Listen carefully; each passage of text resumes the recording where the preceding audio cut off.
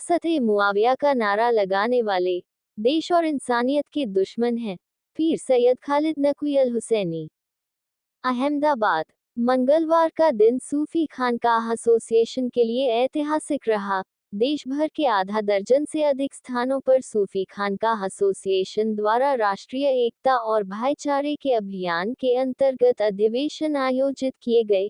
एक तरफ उत्तर प्रदेश के लखीमपुर खीरी में सूफी खानकाह एसोसिएशन राष्ट्रीय अध्यक्ष सूफी मोहम्मद कौसर हसन मजीदी के नेतृत्व में आयोजन किया गया, तो वहीं गुजरात के अहमदाबाद में राष्ट्रीय एकता में सूफियों का योगदान, युवा शक्ति को प्रोत्साहन विषय पर एक दिवसीय राष्ट्रीय अधिवेशन आयोजित किया गया, जिसमें मुख्य अतिथि के तौर पर सूफी खानकाह एसोसिएशन राष्ट्रीय कार्यकारी अध्यक्ष पीर सूफी सैयद खालिद नकवी अल हुसैनी ने कहा कि इस्लाम बेशक अमन, शांति, भाईचारा और हर किसी से मोहब्बत, बड़े छोटे का आदर और सबको बराबरी का सम्मान देने वाला मजहब है और कुरान करीम की यही मूलभूत शिक्षा है, जिसका प्रचार प्रसार पैगंबर इस्लाम हजरत मोहम्मद सल्लल्लाहु अलैहि वसल्लम और आपके भाई हजरत मौला अली अलैहिस्सलाम ने किया और आपकी अहले बैत करती आ रही हैं, और यही नक्शे कदम पर औलिया इकराम और सूफिया इकराम पूरी दुनिया और भारत में कर रहे हैं,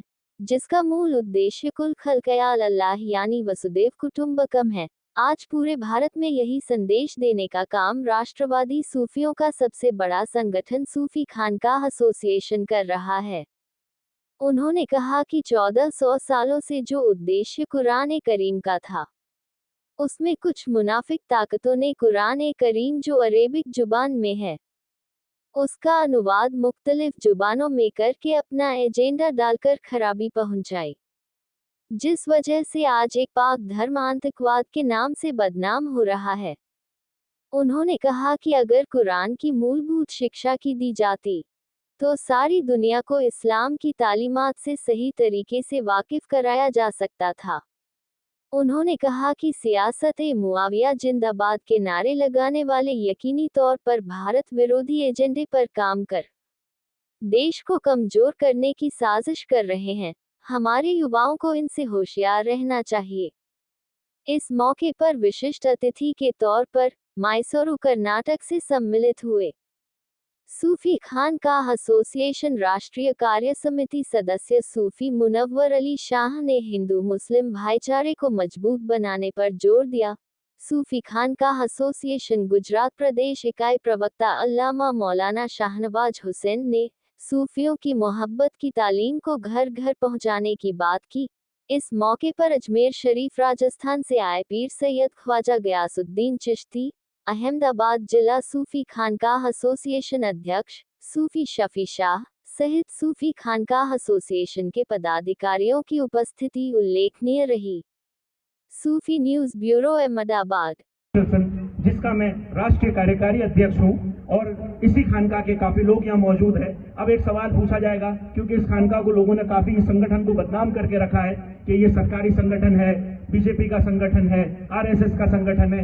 ये इसकी वजह यही है कि जिस तरह मौलाइयों को शिया कहा जाता है, इसी तरह एसोसिएशन वालों को जो है आरएसएस वाले कहा जाता है। इसकी वजह ये है, इसकी वजह ही ये है कि हमने ये देखा कि खानकाई लोग परेशान थे, खानकाई लोग बेचारे इतने परेशान हाल हो चुके थे कि अगर हम मुहर्रम बनाएं तो हमारे पर फतवा, हम ताजिया निकालें तो हमारे पर फतवा, हम अपने बुजुर्ग का उर्स मनाएं तो हमारे पर फतवा, हम चादर का जुलूस निकालें तो हमारे पर फतवा, अगर हम जो खीर पूरी की नियाज बनाएं तो हमारे पर फतवा। ये फतवों से परेशान हो चुकी थी खानकाएं, और हर कौम, हर अपने फिरकों ने अपने अपने संगठन बना रखे थे, और सब अपने संगठनों से अपना काम कर रहे थे, और वजह यही थी कि सूफियों को और खानकाइयों को कोई सुनने वाला नहीं था।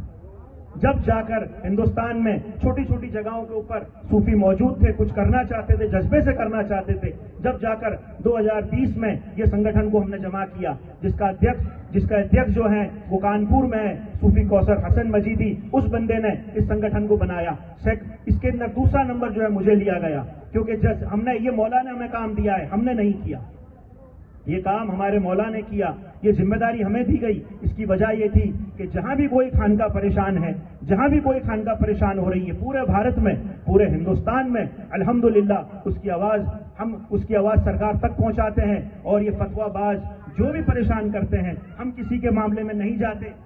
आप चाहे आपके हजरत का उर्स बनाएं, आप चाहे अपने मौलवी साहब का उर्स बनाएं, चाहे आप जिसका भी उर्स बनाएं, आप हजरत का उर्स बनाएं, आप जो है 1 नंबर वाले का उर्स बनाएं, 2 नंबर का बनाएं, 3 नंबर का बनाएं, हमें कोई तकलीफ नहीं। पर जब हमारा ताजिया निकले, जब इमाम हुसैन का जो मुहर्रम बनेगा और इसके ऊपर जो महफिलें होगी, जिक्र हुसैन छिड़ेगा और इसके ऊपर अगर किसी ने फतवा उठाया या उंगली उठाई, तो फिर अब याद रखिएगा कि अभी तक 47 FIR हो चुकी है भारत में ऐसे मौलवियों के खिलाफ। क्योंकि मैं इतना जानता हूं अल्हम्दुलिल्लाह मैं जिस खानदान से आया हूं, एक इल्जाम यह है कि सादात पढ़ते लिखते कम है, पर अल्हम्दुलिल्लाह आप जाने कि सादात ही ज्यादा पढ़े लिखे हैं।